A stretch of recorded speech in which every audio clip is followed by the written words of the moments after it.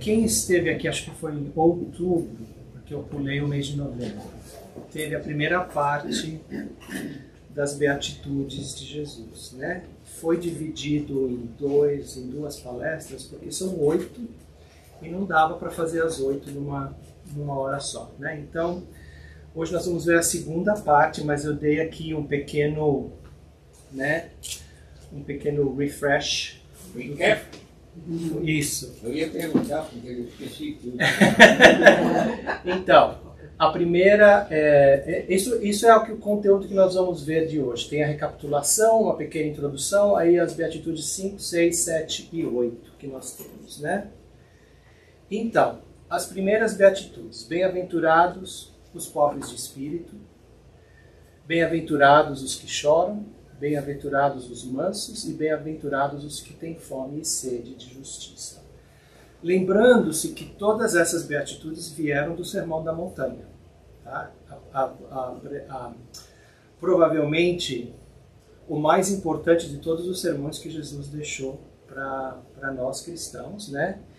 E nos fala dessa necessidade, né, de humildade, de dor, de mansidão, de justiça, porque é uma forma que a gente busca a nossa própria transformação interna, né? Nos aproxima do amor, da caridade. Afinal, as 8 beatitudes, se a gente conseguir cumpri-las todos os dias, nós estamos super bem, gente. A gente vai passar assim, expresso pelo umbral, assim, pegar aquele trenzinho e passa direto e não vai parar. Mas é difícil, viu? Não é fácil não a gente cumprir com todas elas. Então vamos dar uma olhada na introdução, né? Então nós exploramos as beatitudes que falam sobre a humildade, a dor, a mansidão e a justiça. Nessa parte a gente vai abordar as últimas 4 que nos convidam a viver misericórdia, pureza do coração, paz e a coragem diante das perseguições, que tem tudo a ver com o que a gente acabou de escutar aqui, né? Porque muitas vezes a gente começa a desistir das nossas tarefas porque algumas coisas entram no nosso caminho e nos atrapalham, né? Então vamos lá com a primeira. Bem-aventurados os misericordiosos, né?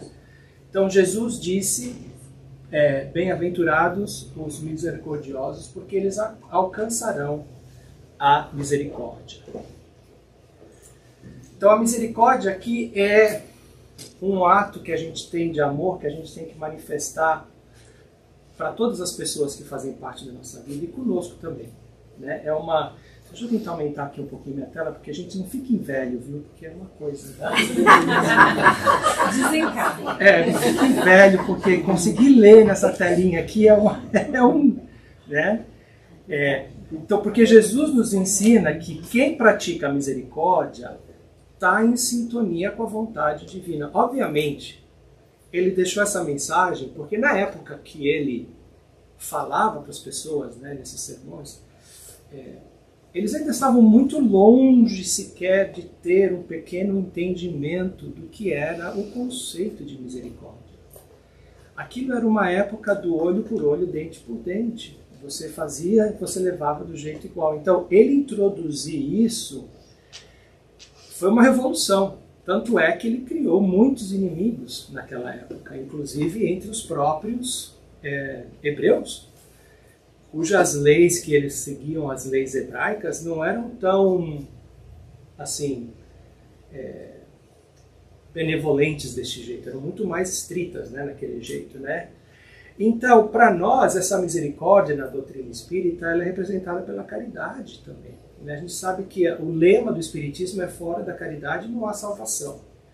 Então, se a gente quer ter essa salvação, que no fundo se a gente quer alcançar uma vida espiritual melhor, a gente precisa praticar a misericórdia, né?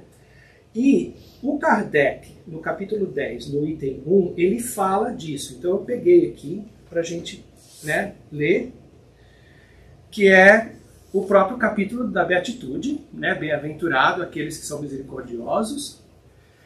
E é o trecho que fala, perdoai para que Deus vos perdoe. Então, São Mateus, né, o Mateus falou, né, que bem-aventurados aqueles que são misericordiosos, porque eles próprios obterão misericórdia. Se perdoardes aos homens as faltas que eles fazem contra vós, vosso Pai Celestial vos perdoará também vossos pecados. Mas se não perdoardes aos homens quando eles vos ofendem, vosso Pai também não vos perdoará os pecados. Né? E aqui ele continua, que acho que é uma das partes também muito importante desse capítulo, que é a forma de se perdoar. Né? Que ele fala: se vosso irmão pecou contra vós, ide lhe exibir sua falta em particular, entre vós e ele. Se ele vos escuta, tereis ganho o vosso irmão. Então, Pedro se aproximando, né? Ele pergunta, essa é a famosa parte que ele pergunta: quantas vezes eu deveria perdoar o meu irmão quando ele houver pecado contra mim? Será até 7 vezes? Jesus lhe respondeu: eu não vos digo até 7 vezes, mas até 70 vezes 7 vezes. E mais além do que isso, a gente vê, inclusive eu lembro de ter visto isso quando eu estava assistindo aquele seriado do The Chosen, que acho que foi o próprio Paulo que fala: mas eu já perdoei. Ele fala assim, não, ele fala: querido, isso é para cada falta, para cada erro, né? Porque realmente era outra coisa que era muito difícil naquela época as pessoas imaginarem esse conceito de perdão, né? E também é importante essa parte de falar de você ajustar as dívidas ou perdoar essa pessoa, trazer essa pessoa na privacidade, para você não expor o erro que aquela pessoa fez a outras pessoas, né? Tem aqueles dizem, né, aqui também, inclusive a gente lê no Evangelho, não é válido você perdoar, mas perdoar em público, para você se engrandecer. Veja como eu sou bom, estou perdoando essa pessoa, perdendo todo o crédito, né? Então isso é uma coisa que tem que ser feita entre o ofendido e o ofensor.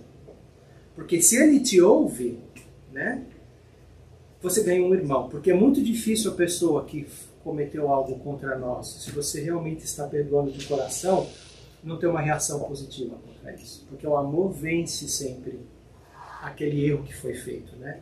Então ele fala: ai daquele que diz, eu nunca perdoarei, porque se não for condenado pelos homens, sê-lo-á certamente por Deus.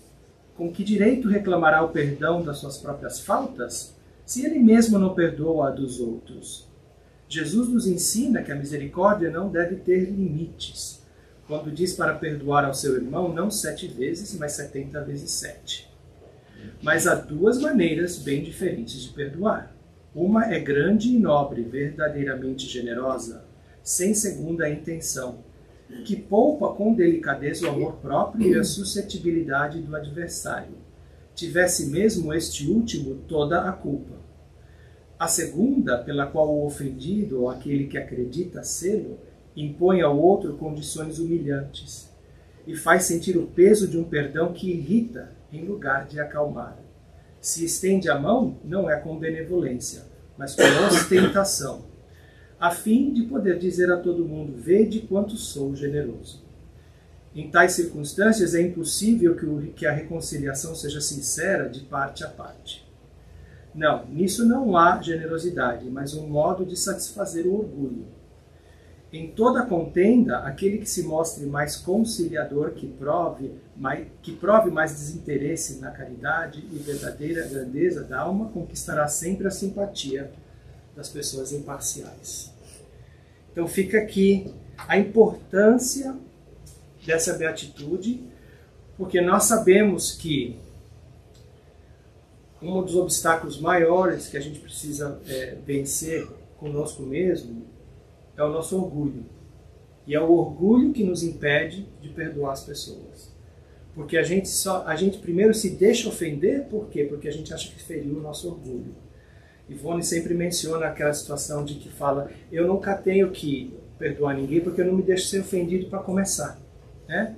Se você não se deixa ser ofendido, você não tem que perdoar. Mas nós temos o nosso orgulho, o nosso ego, e sempre que pisam nele, a gente fica ofendido e cria-se essa contenda, como fala aqui no Evangelho, né? Então, por isso que a gente precisa trabalhar muito nisso, porque é uma forma de vencer o nosso próprio orgulho.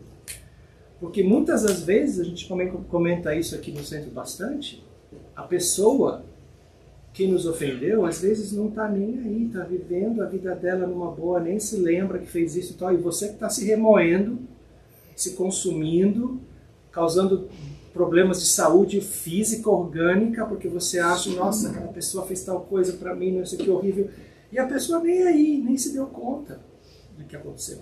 Né? Então, nós somos os melhores, os maiores beneficiados do perdão. Então vamos lá. A segunda. Bem-aventurados os limpos ou os puros de coração, porque eles verão a Deus. Aqui já começa, né, gente? Puros de coração. Caramba, será que a gente vai ver Deus algum dia? Porque é complicado, né?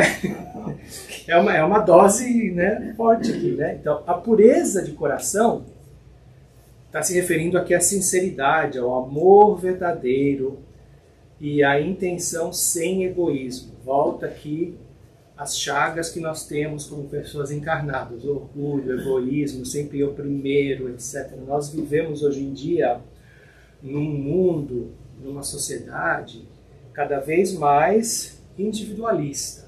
É sempre o eu primeiro. Depois que eu satisfaço as minhas necessidades, aí eu vou pensar um pouquinho nos outros. Mas é sempre eu primeiro.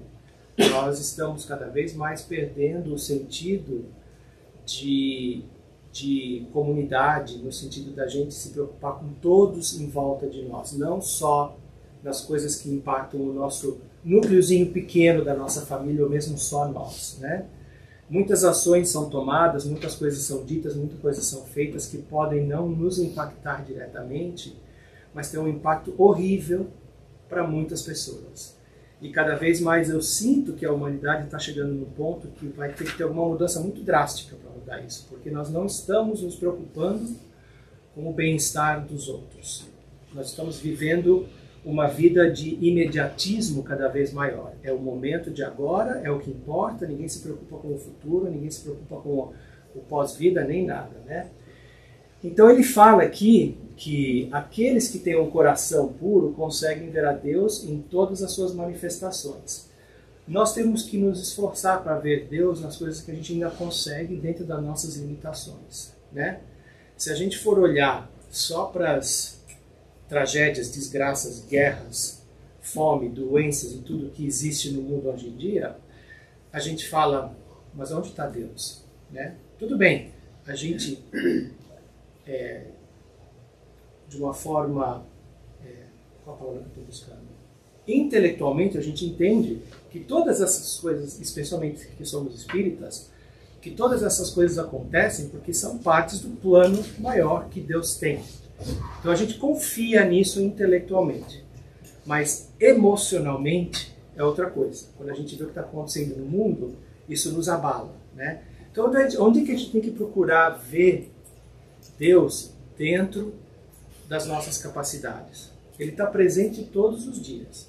Ele está presente na natureza, na beleza de um dia, de noite, quando você vê a lua, quando você vê as estrelas, no sorriso de uma criança, na inocência das crianças ainda, que hoje em dia estão ficando menos inocentes cada vez mais cedo, né? Mas a gente tem oportunidades, e nos lembrar, né, que no Livro dos Espíritos ele fala que o que é um coração puro é aquele que não guarda rancores e vive em harmonia com os princípios divinos. A gente até tenta viver em harmonia com esses princípios divinos, mas esse aqui, ó, é outro que é complicado, né? Vai de mão dada com perdoar as pessoas que te ofenderam. Porque tem aquele que fala, eu perdoo, mas eu não esqueço. Então, se você não esquece, você está fazendo o quê? Você está guardando rancor. Então, não pode, né? Então, é complicado, né, essa pureza interior que ele está nos convidando aqui é parte do nosso trabalho individual de crescimento, desenvolvimento próprio como espírito, que a gente precisa trabalhar todos os dias, todos nós, né? Então, aí sempre que eu falo isso eu repito, porque parece, né, quando eu me escuto falando, eu falo, gente, mas parece que eu tenho que escalar o Monte Everest aqui para chegar nisso daí, né? E mas a gente precisa começar com coisas pequenas, que a gente consegue ter controle, né? Então todos nós tem alguma coisinha que a gente consegue ver. Nossa, normalmente se a pessoa me faz tal coisa, isso eu fico meio irritado, né? Tal, não sei o que. Então, será que eu consigo mudar essa atitude? Será que eu consigo não guardar rancor mais por causa daquela pessoa? Será que eu consigo escolher uma pessoa que eu acho que me ofendeu e mandar um texto e falar, olha, vamos se encontrar, não por telefone, gente, não por texto. Isso não é coisa que se faz por não se faz por FaceTime, não se faz por WhatsApp, não. Vamos nos encontrar se for possível, né? Queria conversar com você. E aí, ser honesto e falar, olha, realmente me senti ofendido, mas passou. Porque da nossa parte, só o que nós podemos fazer é o que está sob as nossas responsabilidades.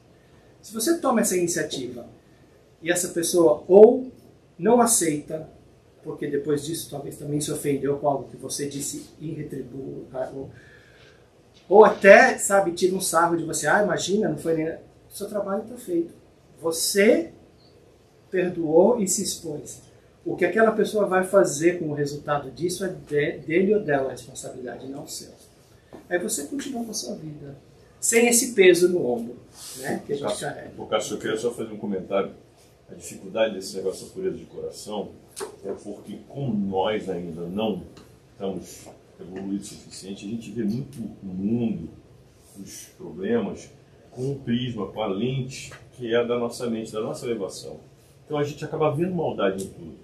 Por quê? Porque é o reflexo da nossa maldade, do que a gente ainda é capaz de fazer. É verdade. Entendeu? Então é difícil você ver um problema e não ver aquela pessoa ali fazendo aquilo. É um reflexo do que eu também sou capaz de fazer. Pureza, beleza da pureza é você ver aquela pessoa que acha bela em tudo, tudo tranquilo, tudo naíve, tudo... Porque no íntimo ela é assim, ela vive se assim. sente ofendido. Né? Se a gente vê nos outros o que sobra da gente, tesoura de anjos. Se nós conseguíssemos olhar para essas coisas com os olhos que têm os espíritos mais elevados, até mesmo Jesus ou Deus, a gente entender que tudo isso está acontecendo por um motivo muito mais bonito e elevado que a gente não tem nenhum conhecimento. Então o que a gente vê como uma coisa feia, horrível, uma ação que é terrível, pode estar desencadeando um benefício que a gente não consegue nem ver naquele momento. A gente não consegue ver além, como o Márcio falou, das nossas próprias limitações. E geralmente, naquele momento você se coloca por alguns segundos naquela pessoa, naquele sapato, e você fala, caramba, eu ia fazer o mesmo. Se fosse comigo... Se não, pior. Ou pior. Nossa, ou às vezes você escuta que tal e tal pessoa, aconteceu tal coisa e fulano, nossa, ele perdoou, tá de boa com aquela pessoa, não sei o quê. Às vezes eu paro e falo, será que eu conseguiria se fosse comigo? E muitas vezes eu me respondo, eu acho que não, gente. Sabe? Dependendo do tipo de coisa que foi, eu falo, seria muito difícil para mim. Então é um recordatório que a gente tem em todos os momentos em que nós vivemos num planeta de evolução espiritual muito diverso. Então nós vamos encontrar pessoas nas nossas vidas que vão nos inspirar para que a gente seja melhor e outras que vão nos lembrar que ainda tem muita gente que também pode aprender conosco. Então a gente tem que dar o bom exemplo. A gente tem que aprender daqueles que fazem melhor do que nós, mas não nos rebaixarmos àqueles que estão fazendo pior do que nós. Vamos ajudar eles a se levantar. Que é o grande, né, a grande chamada que tem do Espiritismo. A gente tem que ser, nós somos os novos 12 discípulos de Jesus. Todos nós aqui nessa sala. Então a gente tem essa responsabilidade também, né? Você permite fazer um comentário? Sim. É que assim, eu gosto de sempre focar no trade-off das coisas. Sim. Na minha percepção, tudo tem um equilíbrio.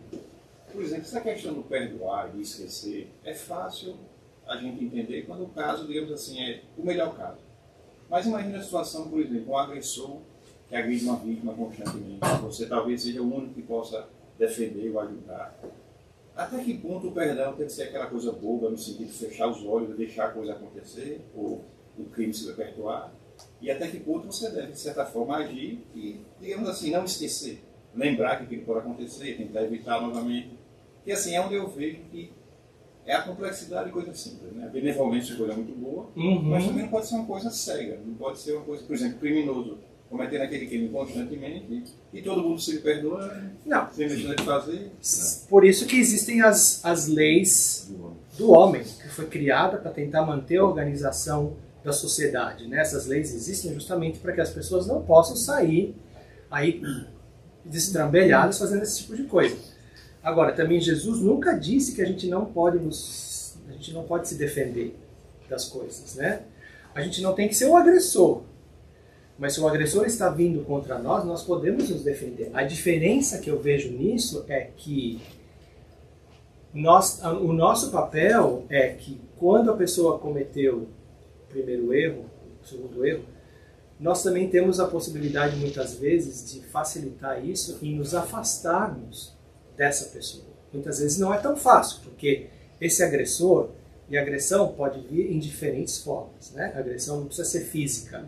Ela pode ser com palavras, ela pode ser de controle emocional. Muitas vezes esse agressor está dentro do nosso círculo de pessoas próximas, né?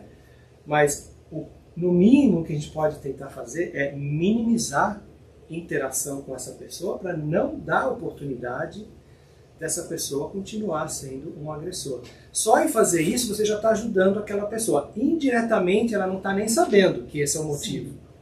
Mas você não dando a chance, você já está ajudando essa pessoa a não continuar a errar do mesmo jeito que ela sempre errou. Né? Boundaries.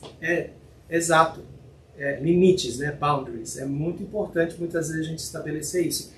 E isso é complicado para nós quando a gente está dentro do nosso círculo íntimo, porque muitas vezes é mal interpretado como falta de amor, você não tem paciência comigo, mas é totalmente o contrário disso, né? Você só pode dar o que você tem. Se você não cria essas barreiras, esses limites, e você se torna uma pessoa rancorosa, irritado com essa pessoa, como é que você pode dar, inclusive, até amor e paciência para essa pessoa? Você queria falar alguma coisa? Eu queria falar que, em relação a esse assunto e ao perdão e à caridade, eu acho que muito vem da falta de auto-amor que nós temos por nós mesmos. E isso vem do que? De uma programação, desde o dia que a gente nasce, de coisas que são colocadas na nossa cabeça, que nós não somos suficientes.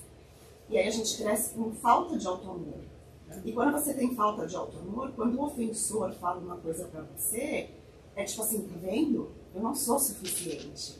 Confirma, né? É a confirmação. Então, é aquela coisa, aí você tem aquela raiva. Só que se você tem amor suficiente, você olha, auto-amor, você fala assim, tá, isso é o que você pensa, mas eu não sou essa pessoa. Um excelente ponto. E aí a caridade é a mesma coisa. Se você não tem um auto-amor, você não tem enough dentro de você, como é que você pode compartilhar? É verdade. E aí a boundary também vem disso, porque às vezes a gente quer agradar todo mundo e a gente acaba não pondo boundaries. E a gente aceita essa ofensa. A gente acha que agradar todo mundo é uma forma de que as pessoas gostem de nós. Né? Sim, porque nós não gostamos o suficiente. Quando você tem auto-amor, você põe boundaries e você evita situações onde o agressor vai ter a oportunidade de te agredir. É um processo de evolução. Eu sempre falo, eu brinco com os meus amigos, mas não é uma brincadeira, não muito brincadeira, é meio que sério. Eu sempre acho que, como a gente precisa, em certa idade, tipo fazer um exame e tudo para poder tirar a carta de dirigir, essas coisas, eu acho que todo mundo, quando chegasse por volta de uns 18 anos, tinha que obrigatoriamente fazer 2 anos de terapia. Sem isso não podia tirar carta, sei lá, tira qualquer direito que você tem, não pode beber, sei lá o que for. Não pode ir para a faculdade. Isso. Não pode namorar. Exato. Porque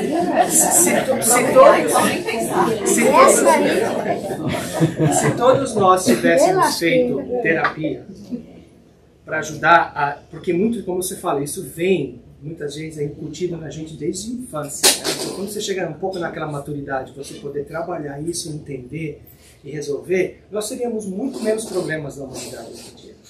é que muitas pessoas passam a vida inteira desse jeito que você está falando. Eu não sou suficiente, eu nunca vou ser como tal pessoa, eu não tenho suficiente amor próprio. Então, ela já é uma pessoa por natureza rancorosa, consigo mesma, né? E esse rancor é terrível de eliminar.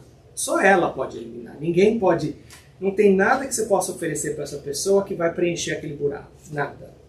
E a gente demora, às vezes, muito tempo para aprender isso e aceitar isso. Então é um excelente ponto que você falou. A gente precisa começar, como a gente fala, perdoar nós mesmos. A reforma íntima. Aquela reforma. E você ter amor com você mesmo. Exatamente. Vamos lá. Bem-aventurados os pacificadores, porque serão chamados filhos de Deus. Então, novamente, nós temos aqui. Esses são aquelas pessoas que se importam e fazem como parte da sua vida promover reconciliação. Ao invés de criar desentendimento, é aquela pessoa que está sempre preocupada em ver onde é que eu posso ajudar a resolver problemas. Se não é comigo, com alguma outra pessoa, o que eu posso fazer? O que eu posso ajudar? Né? Jesus valoriza esse papel, por quê? Porque quando ele estava falando no Sermão da Montanha, existia tanto conflito naquela época, gente. Os povos brigavam entre si ali, as populações vizinhas brigavam, eram os judeus que brigavam com os romanos, entre os judeus não se gostava dos saduceus, que eram menos do que não sei o quê, e os fariseus não sei o quê, e os que cobravam imposto eram o lixo. Tinha tanto conflito. Então ele queria promover, ele falou, gente, nós somos todos filhos de um só Deus, nós somos todos irmãos, precisa ter essa união, né? Então, para nós, na doutrina espírita, como um resultado do amor e de compreensão, quando você ama o outro, quando você compreende, e para nós ainda mais com o conhecimento da doutrina espírita, quando nós compreendemos as limitações que todos nós temos como espíritos de várias encarnações, em diferentes estados de evolução, é quase como que uma obrigação do espírita ser uma pessoa pacificadora. Porque a gente tem que entender que se eu não entendo, se eu consigo entender isso, mas a Ivone ainda não consegue, eu não posso forçar ela a querer entender. Eu tenho que ter paciência. Quando o estudante está pronto, o professor aparece. Exato. Então, muitas das vezes, a gente tem que tentar ver aonde é que a gente consegue reconciliar. E não precisa olhar longe não, gente, tá? Dentro da nossa própria família, do nosso grupo de amigos, quantas vezes... De novo, todo esse sentido desse texto de hoje é em relação com essa parte de perdoar, de não ter rancor, de reconciliar-se com as pessoas. Por quê? Porque Jesus estava tentando deixar a mensagem de que essa é a única forma como a humanidade vai atingir o que eles pensavam ser essa famosa terra prometida, que os judeus esperavam, né, que ia ser oferecida para eles. E nesse caso eu puxei um trecho do Caminho da Luz, que o Emmanuel, através do Chico, ele passou essa mensagem, né? Então eu coloquei aqui nas minhas notas. Emmanuel fala através de Chico: bem-aventurados os pacificadores, porque serão chamados filhos de Deus. É um ensinamento que convida todos os homens a buscar a harmonia e a fraternidade como pilares do progresso espiritual. Emmanuel ressalta que na construção de um mundo mais justo e feliz, os pacificadores desempenham um papel fundamental, pois são eles que semeiam a concórdia onde há desavenças e iluminam os caminhos escuros da violência e da discórdia com um exemplo do amor ao próximo. Esse ensinamento permeia o livro, reforçando que a paz é uma das virtudes mais necessárias para a regeneração da Terra e a superação das dificuldades humanas.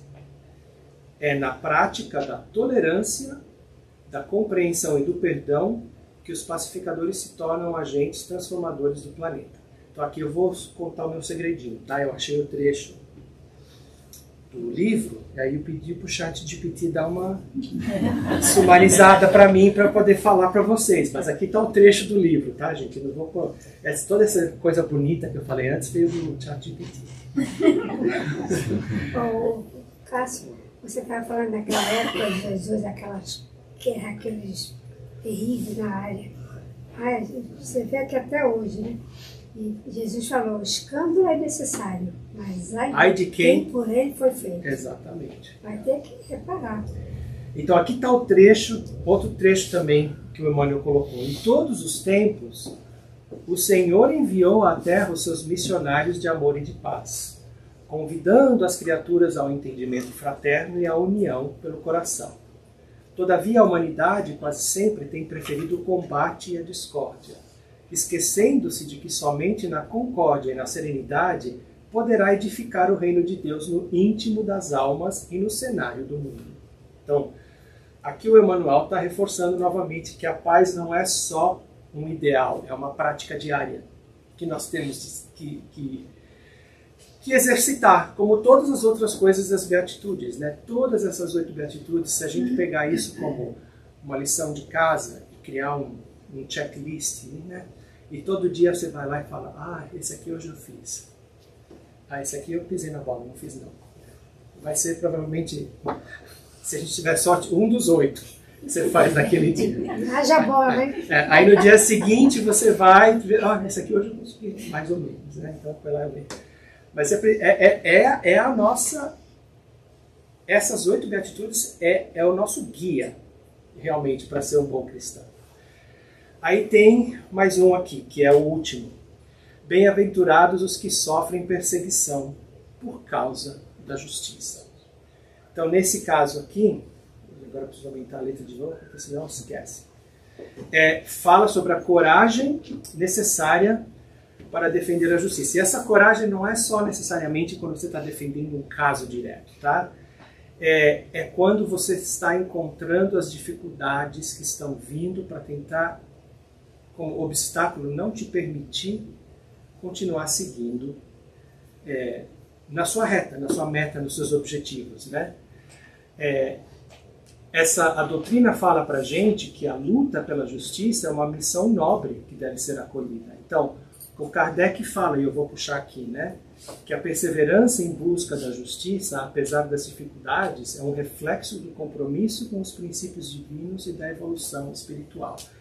Esse capítulo 5, item 14, é um capítulo que se intitula O Suicídio e a Loucura.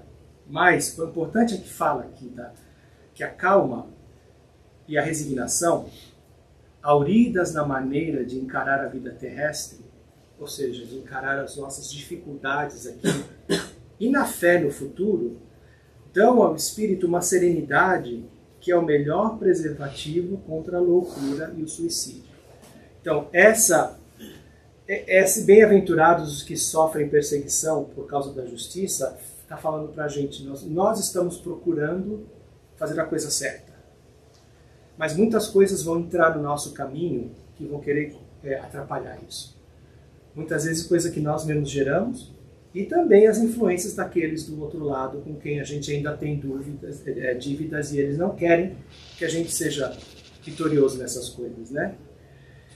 Com efeito, é certo que a maioria dos casos de loucura são devidos à comoção produzidas pelas vicissitudes que o homem não tem força de suportar, ou seja, nós mesmos.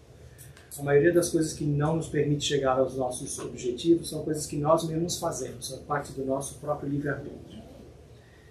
Se, pois, pela maneira que o Espiritismo lhes faz encarar as coisas deste mundo, ele recebe com indiferença, com alegria mesmo, os reveses e as decepções que o desesperariam, em outras circunstâncias, é evidente que essa força que o coloca acima dos acontecimentos preserva sua razão dos abalos que sem ela o sacudiriam.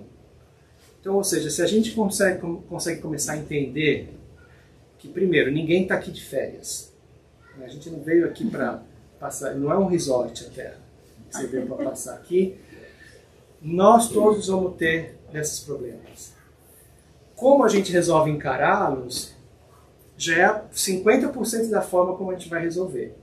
Se a gente entende como sendo uma necessidade, uma lição que a gente precisa aprender, já é um bom começo, porque a gente já tem uma perspectiva diferente do que, ai, coitado de mim, eu sou uma vítima, por que só essas coisas acontecem comigo, né? Porque, novamente, a gente só consegue olhar em volta disso aqui, né? A gente não olha nem ali para ver que outras pessoas têm coisas muito piores do que nós. Nós somos artífices do nosso destino, de Deus, né? Por caso, eu sempre li essa passagem e sempre, por alguma razão, vinha na minha cabeça os momentos na qual a gente, talvez por iluminação interna, vendo uma injustiça na qual, para todos, aquilo era uma normalidade. Vou dar exemplo, escravidão. 300 anos no Brasil de escravidão, chegou a um ponto onde você, apesar de ser legal, você poder ter um escravo, você decidir a vida daquele escravo, dentro tinha algo que fazia mal. Uhum. O sofrimento daquele ser humano, a situação, aquilo ali. E você poder chegar e confrontar o status quo da sociedade e falar isso está errado, é muito difícil. Mesma coisa no nazismo, durante a Segunda Guerra Mundial. Você poder chegar e proteger um judeu que estava fugindo, sabendo das consequências daquilo ali, encarar aquilo ali. E até você vendo nos dias de hoje, as coisas são difíceis. Tem um programa na televisão que eles encenam uma situação num restaurante, por exemplo. Tem um ator e é uma atriz, aí é uma criança, o cara falando um monte de coisa para ela, e as câmeras escondidas. What would you do? Exatamente. E aí você vê as pessoas, tem pessoas que têm dificuldade de chegar, não, isso está errado, eu vou intervir aqui. Às vezes a pessoa pensa, isso não é comigo, sabe, isso não está me afetando, eu vou, sabe, isso não tem nada a ver com isso mesmo. Agora tem pessoas que não aguentam, levantam e falam, não, ei, você não devia falar assim, isso está errado.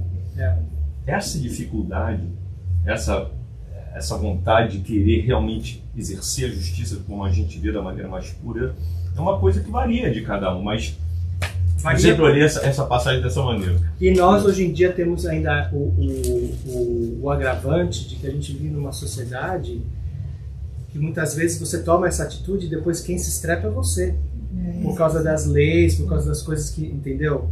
Então, todo mundo fica com o pé atrás, né? Será, eu vou tentar ajudar essa pessoa, o que pode acontecer comigo? Né? Aqui, usando o exemplo da escravidão que você deu, aqui mesmo nos Estados Unidos, quando tentaram encontrar isso, né? Hoje as pessoas que se revoltaram, muitos perderam a vida por causa disso, né? Então, hoje são vistos como mártires, né? Ou seja, que ajudaram, foram, e muitas, e quem sabe se esses não foram desses enviados que ele falou, de pacificadores que vieram para tentar começar a mudar certas coisas, né? Porque é uma onda, a gente sempre tem, hoje em dia está cheio desses entre nós. Só que a forma como a gente vive hoje em dia e a forma como as informações e tudo nos é transmitido, pacificadores não dá notícia, não dá ibope. Né? Então eles preferem mostrar o outro lado da coisa, que aí faz a gente ficar ainda mais angustiado, mais triste, mais achando que como é que pode ser que tenha um Deus que é justo com tudo isso que está acontecendo. Mas pode ter certeza que ao mesmo tempo que tem todas essas batalhas, as guerras que está tendo agora, tudo, tem gente trabalhando em volta disso para começar a mudar, e o plano espiritual está trabalhando mais duro ainda para tentar ajudar isso, né? Só que nós temos que começar, tudo faz parte do processo de evolução da Terra como planeta, que eles nos dizem que nós estamos por passar para um planeta de regeneração, não um planeta de provas e expiações. Isso não se dá de um dia para o outro, gente.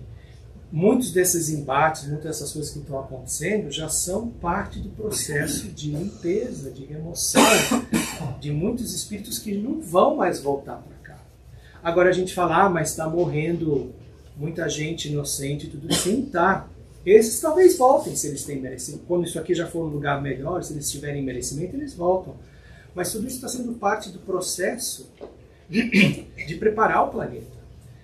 Então, por mais difícil que seja para nós, tem que sempre ter esse norte na nossa cabeça, de que a nossa visão do que a gente acha que é justo ou injusto, primeiro, é muito limitada e circunscrita à nossa vivência, é limitada pela nossa capacidade de evolução espiritual e é limitada pelos valores que foram colocados na nossa vida para nós. Então a gente nunca pode de imediato julgar e falar, não, isso está completamente errado. A gente precisa ter a capacidade de tentar ver de diferentes ângulos e sempre crendo que Deus tem a sabedoria maior e sabe, né?